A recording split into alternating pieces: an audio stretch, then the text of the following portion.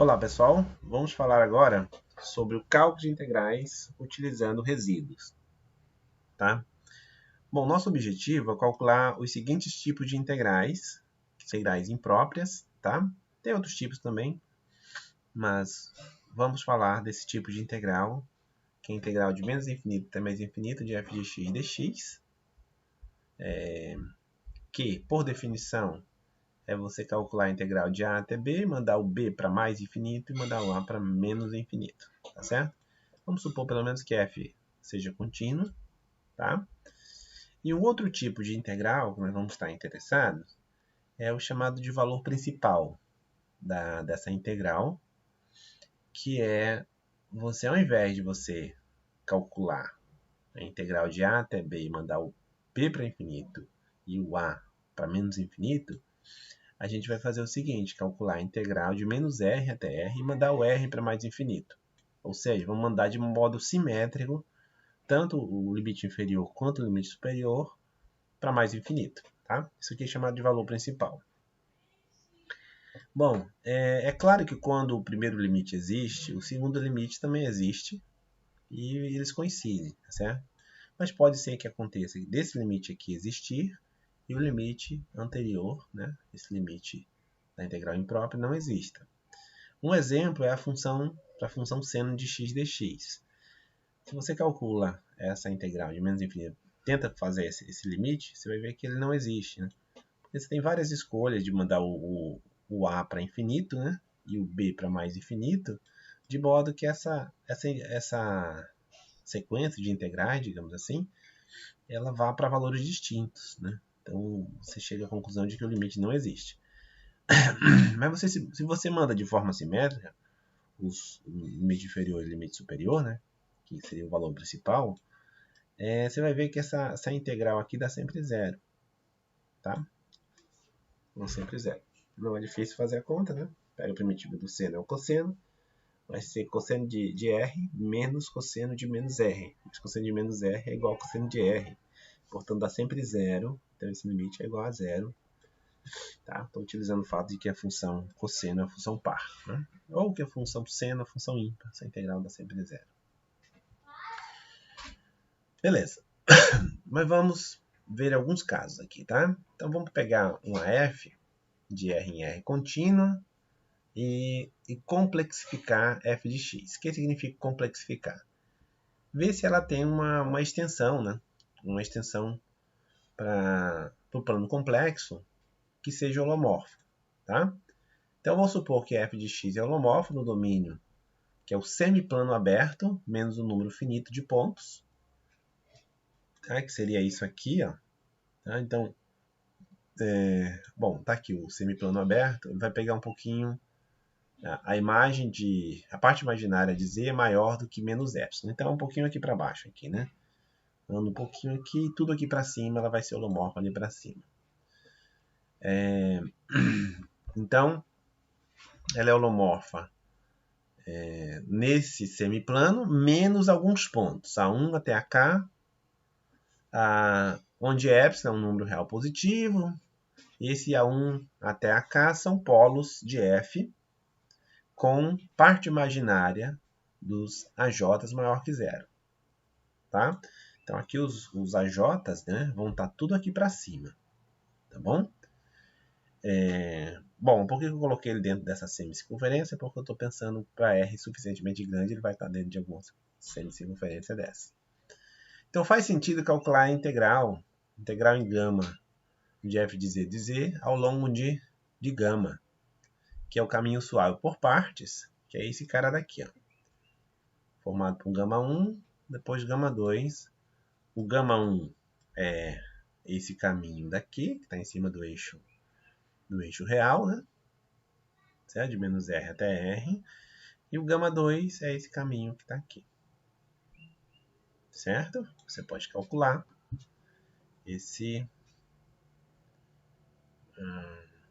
essa integral desse caminho.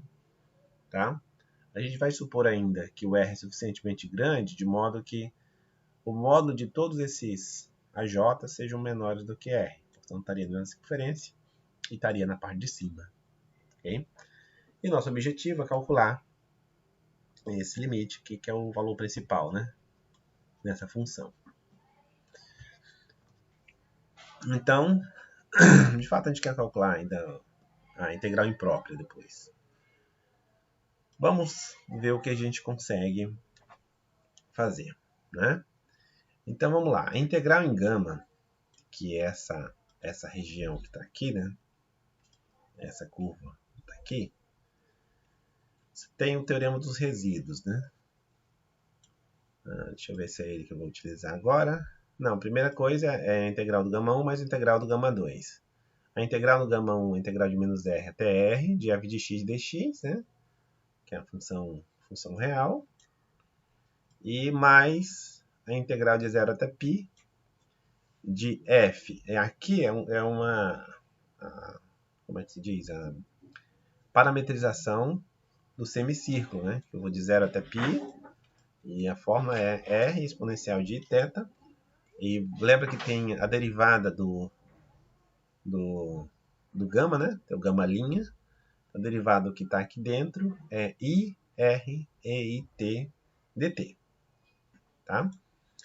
E aí, o teorema dos resíduos te diz que essa integral é exatamente 2πi vezes a soma dos resíduos. Soma dos resíduos AJ. Né? Então, nós temos isso aqui. Então, se eu conseguir provar que essa parte daqui vai para zero, né? Então, provando isso aqui vai para zero, significa que quando r vai para infinito, essa integral vai convergir exatamente por essa soma dos resíduos vezes 2πi. Então, vamos concluir que isso aqui é verdade. Tá? A pergunta é a seguinte: quando é que isso aqui tem chance de ir para zero, né? Aí tem algumas situações, né? Primeira situação é o seguinte: se f de r e t em módulo for menor do que k, algum k positivo aí, dividido por r ao quadrado, então asterisco acontece. Ou seja, essa expressão aqui vai acontecer. Mas ainda, essa condição garante que a integral de menos infinito até infinito de f de x dx, aqui integral imprópria, é igual à integral do valor principal. Então aqui vamos fazer essa conta para ver que nessas condições, se eu tiver essa condição aqui, então eu garanto que isso aqui acontece. Tá? Bom, então vou pegar aqui A menor do que menos C, que menor que C, menor que B. E aí vou fazer a integral de A até B de f de x dx é igual a integral de A até menos C, mais a integral de menos C até C, mais a integral de C até B, da função f de x. Aí eu passo aqui para o primeiro membro, né? Para juntar com esse, vai passar negativo, né? Aí vai ter uma igualdade, aí eu passo o módulo aqui, e isso aqui vai ser menor ou igual que o módulo dessa integral, mais o módulo dessa integral, que é menor ou igual que a integral do módulo, né? Integral do módulo. Só que o módulo de f de x, por essa condição aqui, é menor do que k sobre x quadrado, né? Observe que eu poderia fazer, por exemplo, t igual a zero, né? Estou dizendo que f de r é menor ou igual que k sobre r ao quadrado. Trocando r por x, eu teria que f de x é menor do que k sobre x quadrado. Então, usando essa desigualdade, né, posso trocar o f de x por k sobre x quadrado. Nos dois lugares, tá? Bom, e aí o que acontece? Essa aqui eu sei calcular a integral, né? A integral de x a menos 2 é menos x a menos 1, né? Ou menos 1 sobre x. Aí quando você faz a conta, avaliar no extremo superior, menos avaliar no extremo inferior, aí você vai chegar a essa conta daqui, tá bom? E aí o que acontece é que essa expressão aqui, né, quando você mandar o c para infinito, né, automaticamente A para menos infinito e o B para mais infinito, isso aqui vai para zero. Então significa que essa parte daqui e essa vão ficar cada vez mais próximas, né? se você pega C suficientemente grande e B, claro, maior do que C e o A menor do que C, qualquer que seja ele. Então significa que essa integral é igual ao valor principal. Então, se você tiver essa condição, portanto, você garante não só que esse valor principal ele converge, né, para esse valor aqui, como a integral imprópria também converge para esse mesmo valor.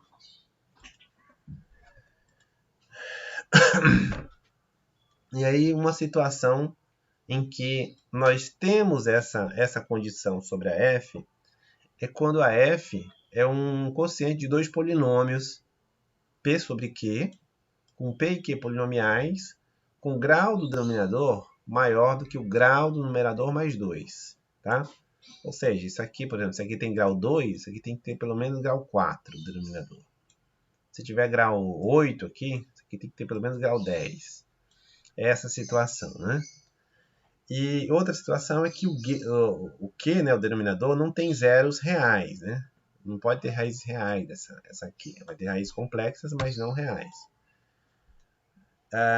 Então, nessas condições, a gente vai ter que o módulo de f de z é menor ou igual que k sobre z ao quadrado para módulo suficientemente grande, né? Bom, isso aqui não tem o problema de ter zeros. Podia ter zeros reais, sim, sem problemas, mas para integral a gente quer que isso não aconteça, tá bom?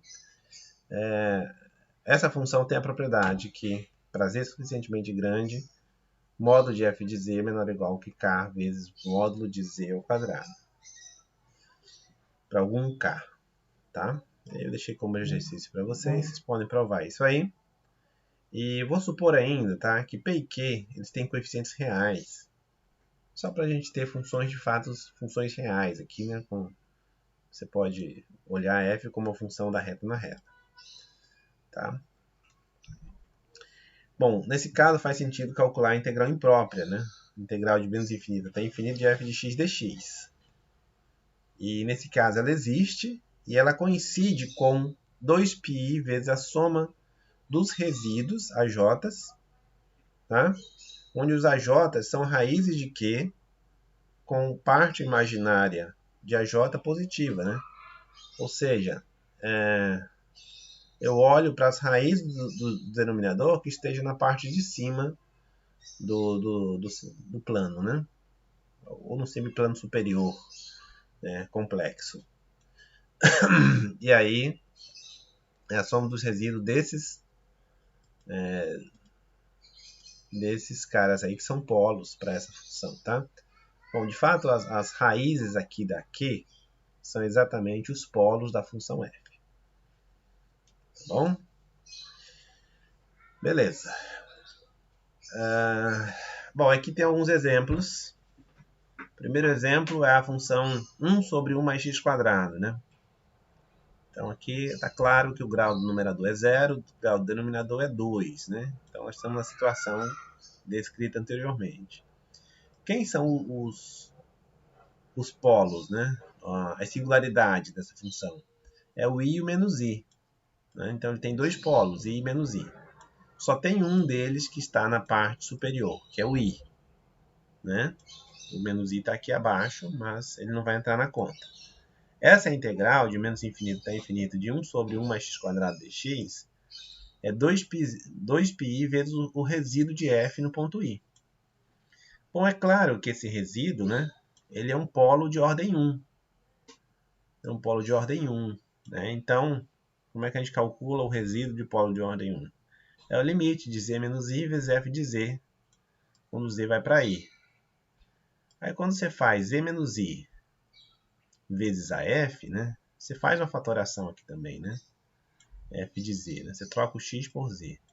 Então você teria uma fatoração, que é z menos i vezes z mais i, só que o denominador, quando você faz o cancelamento, dá um limite de 1 sobre z mais i, aqui z mais i no denominador, né?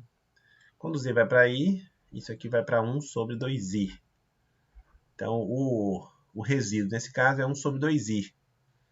Aí quando você substitui aqui, Deixa eu ver se eu coloquei aqui na frente. Coloquei. Então vai dar 2πi vezes 1 sobre 2i. Então dá π. Então essa integral de menos infinito até mais infinito, de 1 sobre 1 mais x² de x, é exatamente π. Ok? Aqui temos um outro exemplo, né? Numerador tem grau 2, denominador tem grau 4. Então você tem a mesma situação. Aqui tem que encontrar quem são as singularidades dessa função, que são exatamente as raízes do denominador. Então você vai ter que resolver essa equação. 1 mais z² igual a 0. Então você tem z² igual a menos 1, né? Então as raízes quartas de menos 1. E aí, como aqui é módulo 1 dos dois lados, né? Esse aqui tem módulo 1. Então as raízes tem que ter módulo 1 também, né? Então você escreve na forma polar, né? Tanto o lado direito quanto o lado esquerdo. Lembrando que o z então é da forma eiθ, como está elevado a 4, vai ficar e elevado a 4iθ igual aqui eu escrevo também na forma polar, né? E π. Veja que o ângulo é exatamente π, né? E o comprimento do vetor aqui é 1. Então por isso que fica assim, tá? Menos 1. Bom, e aí quando você tem essa igualdade, o que significa, né? Significa que os dois ângulos aqui são côngruos, né? O 4θ tem que ser côngruo do π. Então, 4θ é π mais 2k π. Ou seja, o θ tem que ser igual a 2k mais 1 sobre 4π, né? E aqui a gente já sabe que só tem sentido os 4 primeiros valores de k. São 4 raízes só. Os outros começam a repetir as mesmas raízes. Então, para k igual a 0, você vai ter o π sobre 4. Então, o z0 vai ser ei π sobre 4. E aí, se quiser saber quem ele é esse cara aqui. Tá bom?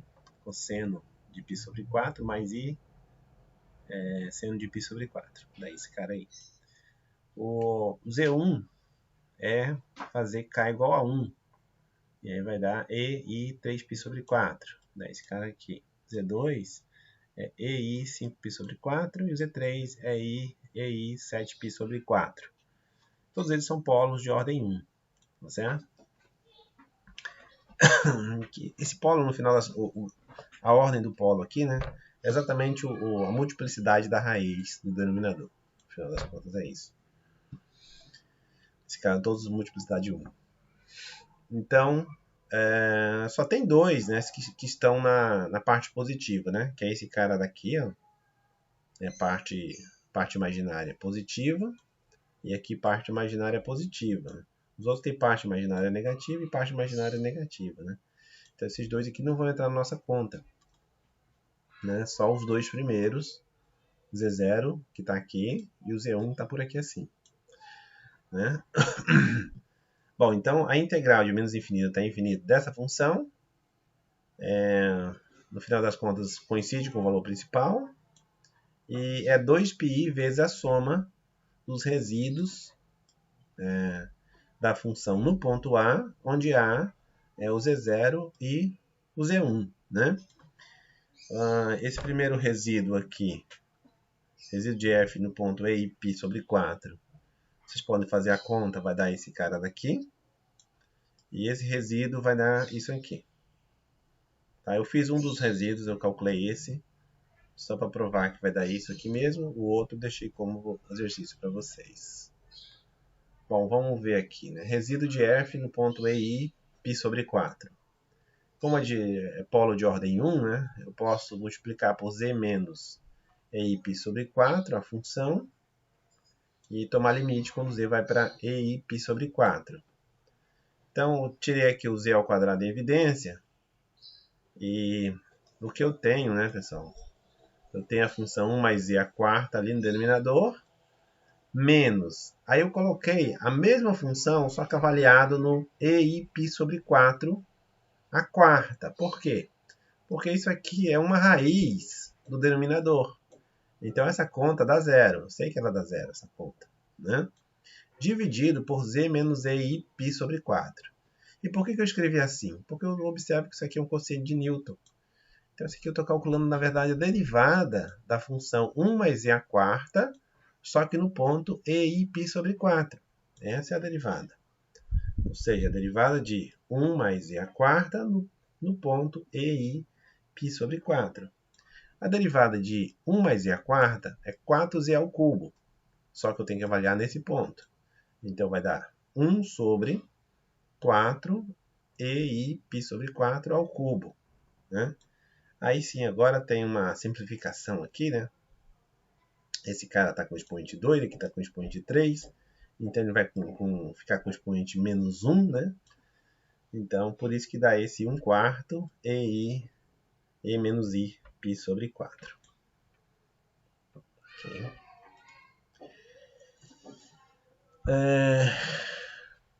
Bom, mas depois, né, que você tem os dois, calculou os dois resíduos, né? Esse mais esse.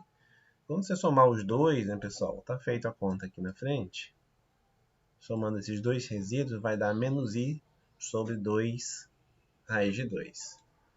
E, então, essa integral vai dar 2πi vezes essa soma dos resíduos, que é esse menos i sobre 2 raiz de 2, que dá π sobre raiz de 2. Então, um jeito de você calcular essa integral imprópria. Ok? Vamos agora, pessoal, ao segundo tipo de integral que a gente quer calcular. Né? São integrais da forma f de cosseno de t, seno de t dt, de 0 a 2π, né? Onde f é uma função racional cosseno de dois polinômios. Tá?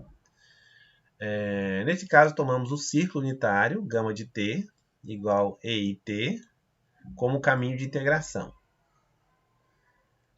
Note que se módulo de z for igual a 1, então o conjugado de z, né, é 1 sobre z.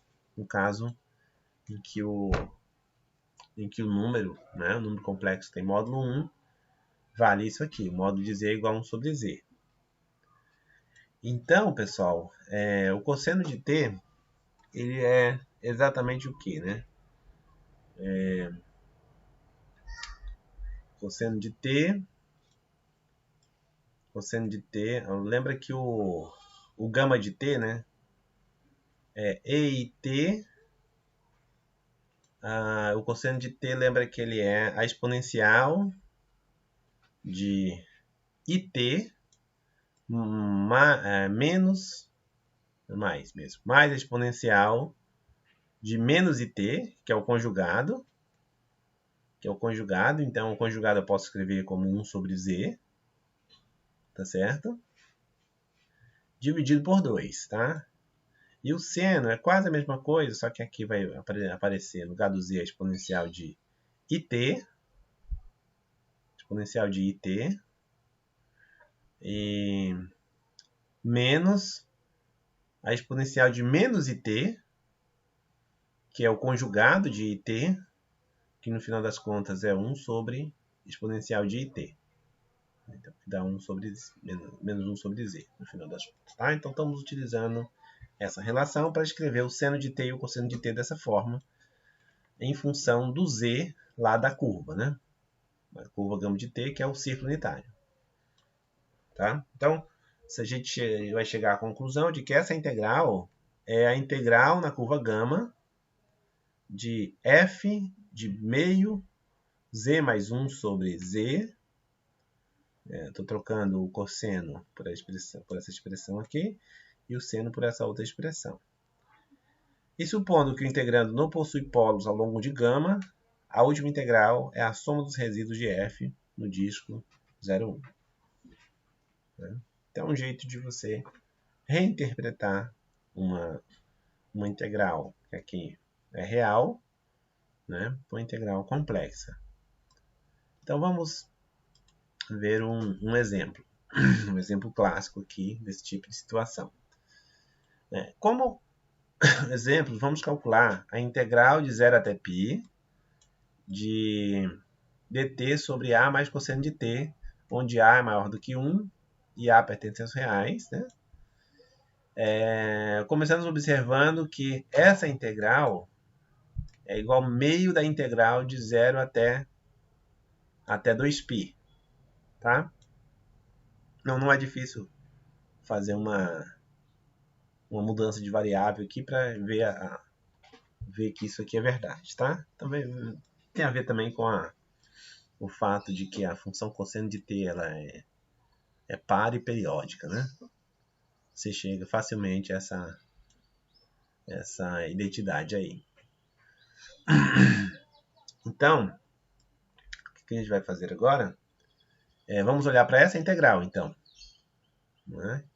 Que aqui a gente pode substituir, como o intervalo de 0 a 2π, né? A gente pode substituir lá pela curva gama, que é o disco unitário, né? A circunferência unitária.